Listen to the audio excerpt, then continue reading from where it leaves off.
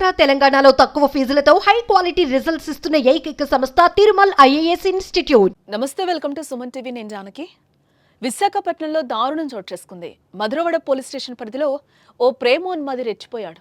ఓ అమ్మాయి ఆమె తల్లిపై జరిపిన దాడిలో తల్లి మృతి చెందగా కుమార్తెకు తీవ్ర గాయాలైనట్లుగా తెలుస్తోంది. అప్పటి వరకు నిశ్శబ్దంగా ఉన్న ఆ ప్రాంతం ఈ ఘటనతో ఒక్కసారిగా ఉలిక్కిపడింది. మధ్యాహ్నం 12:30 ప్రాంతంలో బాధితురాలి ఇంట్లోకి చొరబడిన నిందితుడు యువతి ఆమె తల్లిపై కత్తితో కిరాతకంగా దాడి చేసి పారిపోయాడు. రక్తపు మడుగులో పడున్న యువతిని స్థానిక ఆసుపత్రికి తరలించారు. ఈ దాడిలో తల్లి మృతి చెందింది.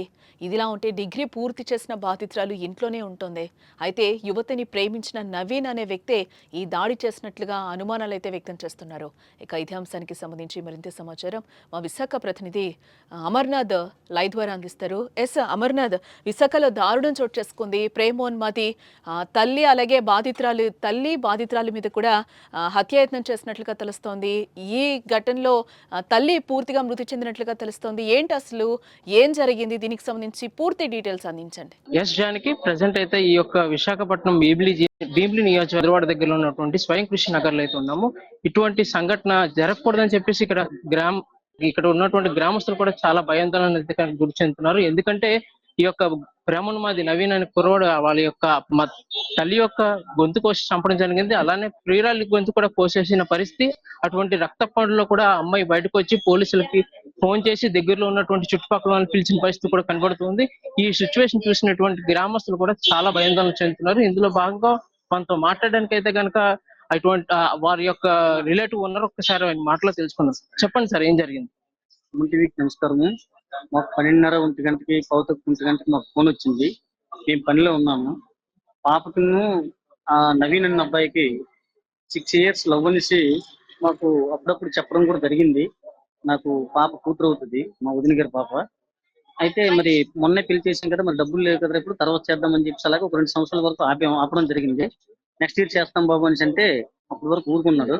తర్వాత నాకు ఇప్పుడే పెళ్లి చేసేయాలి, పెళ్లి చేయకపోతే మీకు చంపుతాం, నిన్ను చంపిస్తాం, లేకపోతే మీ అమ్మని చంపిస్తాను, మీ నాన్నని చంపిస్తాను అనేసి బెదిరించడం జరిగింది ఒక సంవత్సరం. అయితే పాపకి ఏజ్ చాలదు కాబట్టి డిగ్రీ అయిపోతే చేసేద్దాం, ఈ లోపు నువ్వు కూడా కొంచెం ఉద్యోగం మీద సంపాదించుకుంటే ఇద్దరు కూడా బ్రతకడానికి కూడా కొంత అవకాశం ఉంటది అని చెప్పి చెప్పడం జరిగింది. చెప్పిన తర్వాత ఒక సంవత్సరం ఆగాడు.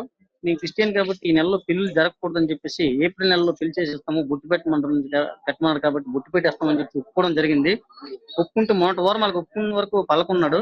ఆ తర్వాత నాకు ఇప్పుడే పెళ్లి చేసేయాలి, లేదనుకుంటే నీకు అలా చేస్తున్న ఊరెళ్ళి ఆ నందివాడ ఊరు నుండి వచ్చి ఇక్కడ అడ్డుకుంటే ఈ కొమ్మాది అన్నటువంటి గ్రామంలో వచ్చి నాకు ఇప్పుడే పెళ్లి చేయకపోతే నేను చంపేస్తాను, హత్యాసం వచ్చి ఆ తల్లిని కూడా చంపేశాడు.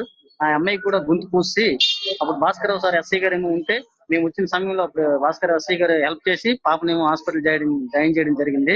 అప్పుడు తల్లిని చంపేశాడు. ఇది పరిస్థితి జానికి. ప్రజెంట్ ఈ యొక్క తల్లి ఆల్రెడీ మృతి చెందింది. ప్రియురాలు కూడా గొంతు కోయడంతో ఆ అమ్మాయిని వెంటనే పోలీసుల వారు ఆధ్వర్యంలో అయితే కనుక దగ్గరలో ఉన్నటువంటి గాయత్రి హాస్పిటల్ కి తరలించే పరిస్థితి అయితే చూస్తున్నాము. సిపి గారు గత 2.5 గంటల నుంచి ఇక్కడే ఉండి టోటల్ వివరాలంతా డైరెక్ట్ సిపి గారు తన స్వయ హస్తాలతో అయితే తీసుకోవడం జరుగుతుంది. కెమెరామెన్ శ్రీనుతో అమర్నాథ్, సుమన్ టీవీ, విశాఖపట్నం, భీమిలి.